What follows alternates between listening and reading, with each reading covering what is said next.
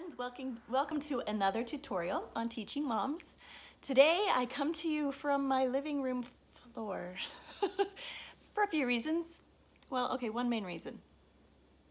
The outside to my fireplace is metal, and I wanted to show you something that's magnetic, and turns out stainless steel fridges are not magnetic at all. Does anyone else miss the fact that they're not magnetic at all?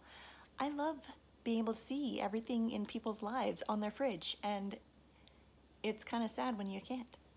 So I'm going to talk to you a little bit about motivation. I know I said I was going to talk about what today, but this was kind of a fun motivation. I feel like I could probably give you like 30 videos on motivation by itself because there's so many things to talk about, but I'm going to give you one extrinsic motivator that I really think would help with all ages. As much as the older kids might say they don't care about this, I totally still think it would work with them.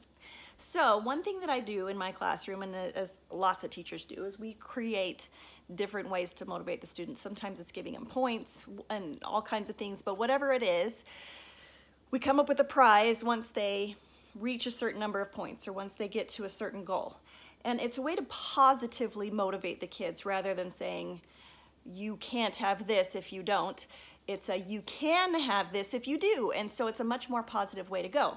Well, I went and found this really cute picture of a sundae, and then I, through a lot of photoshopping and tweaking, was able to create it into several different pieces so that eventually, when I was all done, I had an ice cream sundae. I actually did this for third graders with a Mr. Potato Head, and we put on lots of pieces for Mr. Potato Head in order for him to be complete. So when they're done with my fifth graders, obviously once they get all their pieces, they get an ice cream party or whatever party we decide. So you could use this at home too, saying, okay, if you get all your homework done before dinner, then you get to put up a piece. Or if you get all of your math finished, or if you try your very best on this and you do well, or you could choose whatever parameters you want.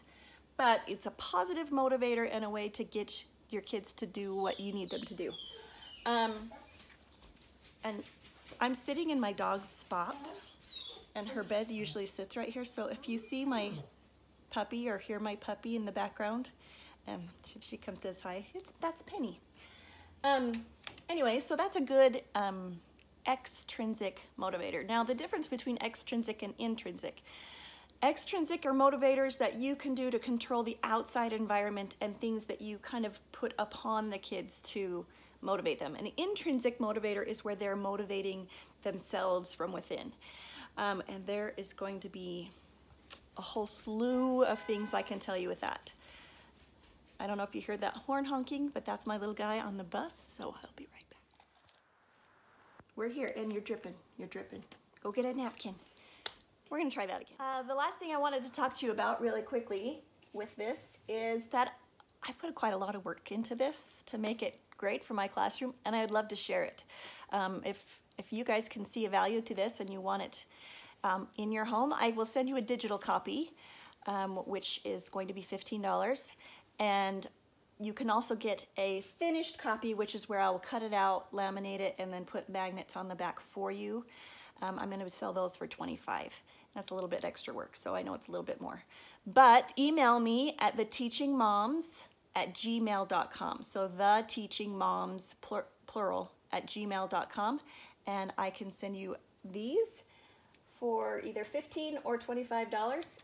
I'm actually missing 2 pieces, so yours will be more complete. There's a caramel piece and another sprinkle pudding piece, whipped cream piece. So if you're interested in those, shoot me an email, and I hope you liked this little tip on teaching moms for motivation.